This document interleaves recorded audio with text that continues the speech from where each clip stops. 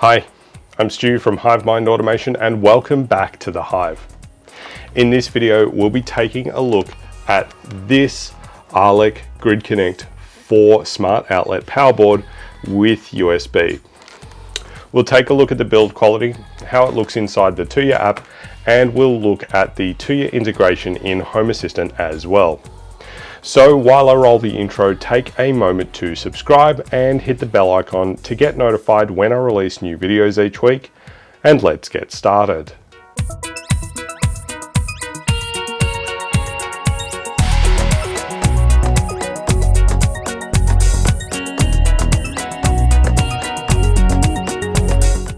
So as I mentioned in the last video about the brilliant Smart 4 outlet powerboard, in the lead up to the holidays and people putting up their Christmas lights, I feel like controlling those lights with something like a smart powerboard is a good discussion to have. And I'll be doing a comparison of the smart powerboards soon. So in preparation for a head-to-head comparison, I went ahead and picked up this Arlec Grid Connect 4 outlet powerboard with USB charging for $41.98 from Bunnings. At $42, it is cheaper than the Brilliant and the TP-Link, but around the same price as the 5 outlet Arlec board. That was one of the very first reviews that I did on this channel. So let's dig in. Now looking at the unit, one of the very first things that we see is that the packaging is see-through, and we can see everything about the unit, even when it is hanging on the hook in the store. Right on the front we see that it's got 3.4 amp USB charging, and one of those ports is a USB Type-C, which is pretty unique for one of these power boards. I've yet to see that on any others. We see obviously that it's Arlec Grid Connect, and that tells us that it is a port of the Tuya ecosystem. And down the bottom we see that we've got Google Assistant and Amazon Alexa on the bottom. If we take a look at the back, we've got some information about what's in the pack, being the power board and the user manual, and the smartphone's not included. Well, I guess that's a little bit disappointing. There's not really anything out of the ordinary here when we look at the details on the back, except for the 3.4 amps of USB output, including a USB Type-A and a USB Type-C output. So let's get this out of the packaging and we will take a look at the physical unit itself.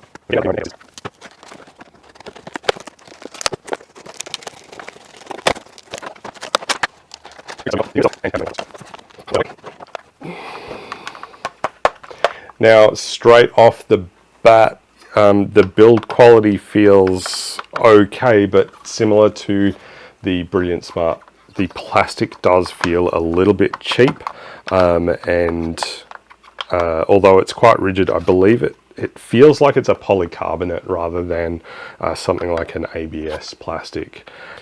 My only other real comment on the physical unit itself is that we make use of this master switch versus having individual buttons for each switch. Now, like with the Brilliant Powerboard, I would like to see individual buttons, but of course they are individually switchable in the app. Now, as part of the preparation for this video, I checked out the Blackadder documentation and found the template for this particular unit, and also detailed instructions on taking the unit apart and where to solder the serial contacts to flash this using the serial flashing method. There is some suggestion that Tuya Convert may not work, so we may actually need to do the serial flashing method if Tuya Convert is not working. Now in this case, I'm not going to be flashing this particular unit. I am leaving it stock, so we're going to pair it to the Tuya app and take a look in there. Okay, so to pair the device, I'm going to open up the Tuya Smart app and tap the plus button in the top right hand corner, and I'm going to tap on Power Strip Wi-Fi, which was right here in the middle of the screen. So we'll tap that, and I'm going to select my Wi-Fi network, which is the Force, and the password's already there. I'm going to tap next, and I'm going to power the device on after it's been powered off for 10 seconds. And tap next, and I'm going to press and hold the reset button for 5 seconds until the indicator blinks. Okay, which the indicator is now blinking. I'll tap next. I'll confirm the indicator is blinking and tap next. And we're now trying to add the device.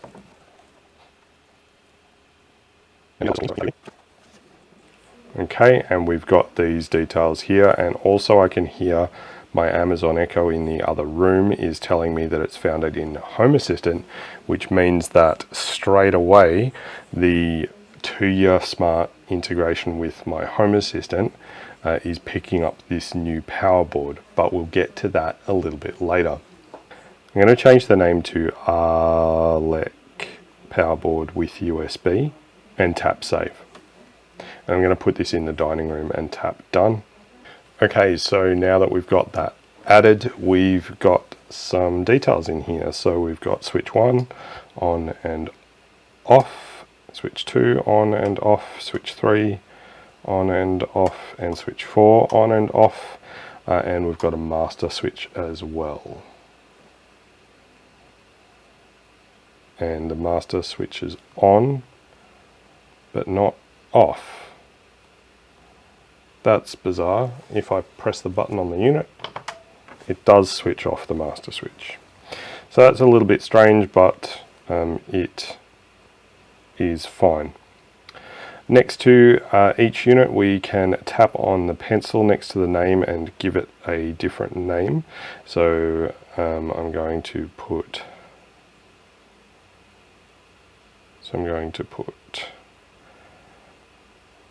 Arlec USB 1 in here, and I'll name the others similarly.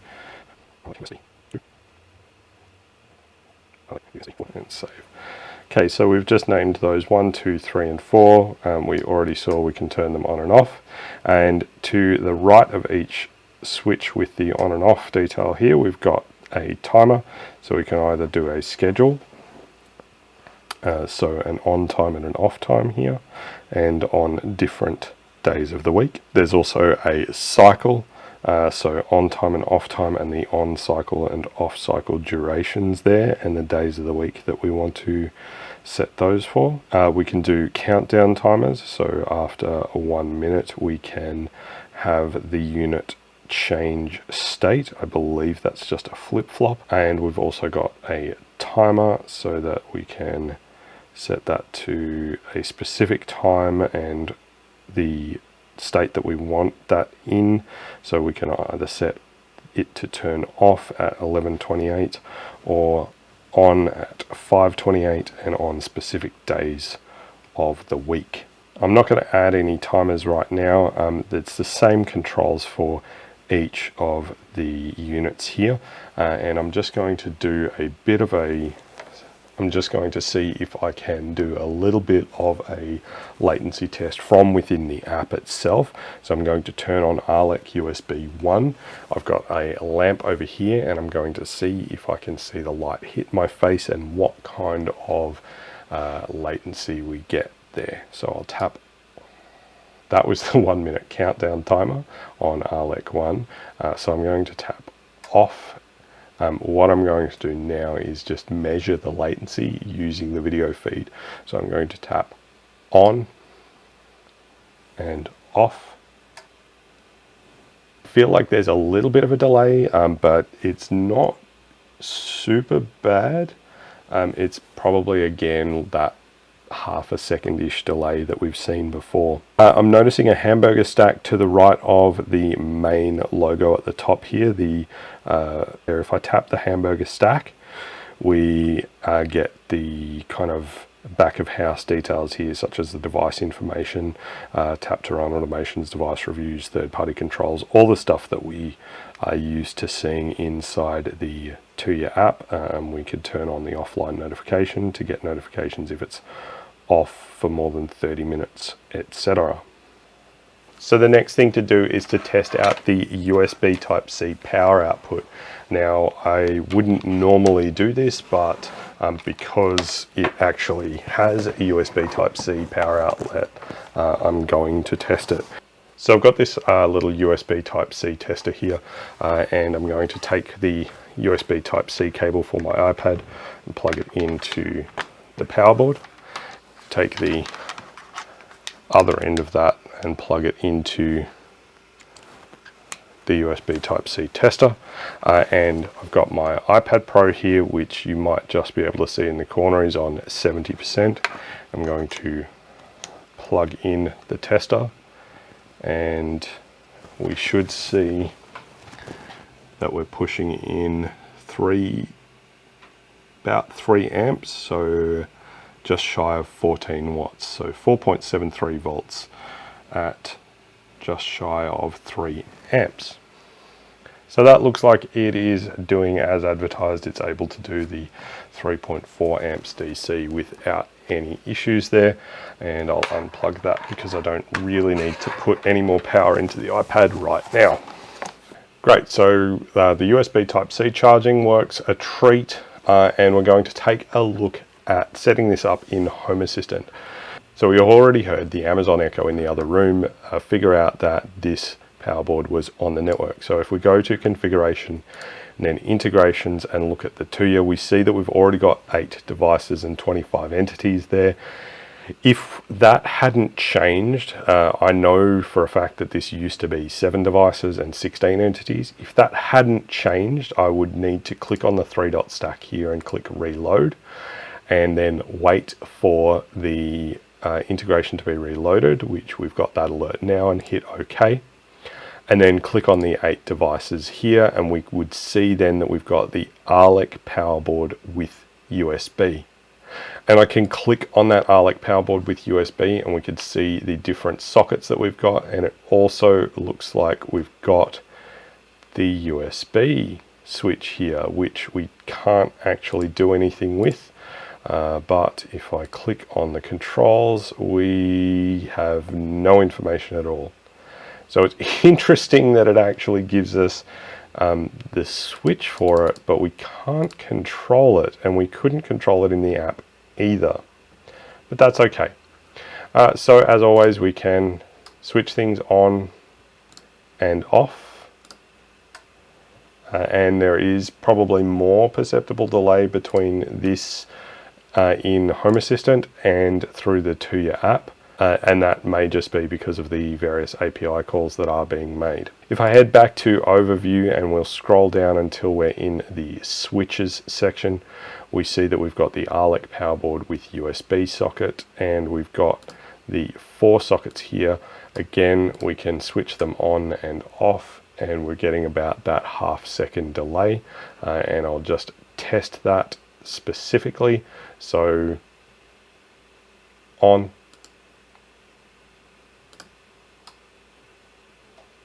and off, and we're also seeing the same weirdness that we saw with the Brilliant power strip, where it's taking quite a while for the UI in Home Assistant to update. So I'm not quite sure what that's about. It may just be an anomaly today while I'm filming, because I filmed the Brilliant one earlier today as well, so that could be just a function of that. So that is the Arlec Grid Connect 4-outlet power board with USB chargers, including a USB Type-C port. Now, in terms of pros of this unit, this is the very first power board that I've seen with USB Type-C charging, and with 3.4 amps of output, it does mean proper rapid charging on USB Type-C. The 4 individually switched ports also means that it is one more than the TP-Link that I reviewed a few weeks ago. In terms of cons, I mentioned before that we've only got the master switch, so again we've got an all or nothing prospect with regards to switching from hardware. And in this case, we don't have a switch for the USB ports at all, where we did with the Brilliant Smart. At $42, it's not cheap, but it does do the job, and it is cheaper than the Brilliant Smart. Like the Brilliant Smart, however, I do note that there's no mention of any surge protection on this one, where the TP-Link did offer a fairly reasonable surge protection rating. Now, depending on your use case, overall, I think this is probably a pretty reasonable unit, and at $42, it comes in as one of the cheaper smart power boards around, with individually switchable ports. I've seen cheaper units, but I believe they are an all or nothing prospect as well. That is all we have for this video, and I do hope that it helped you in your home automation journey. Be sure to comment down below with your thoughts on this Arlec Grid Connect 4-port smart power board with USB, and also any home automation ideas that you'd like to see me cover in future videos. Don't forget to follow HiveMind Automation on Twitter, Instagram, and Facebook. And if you like this video, hit the thumbs up button down below to give it a like. That really does help me out with the YouTube algorithm. If you're not already subscribed, please consider doing so now. And while you're at it, if you hit the bell icon, you'll get notified each week when I release new videos. If you're in the market for a VPN provider, there is an affiliate link for NordVPN in the video description down below as well.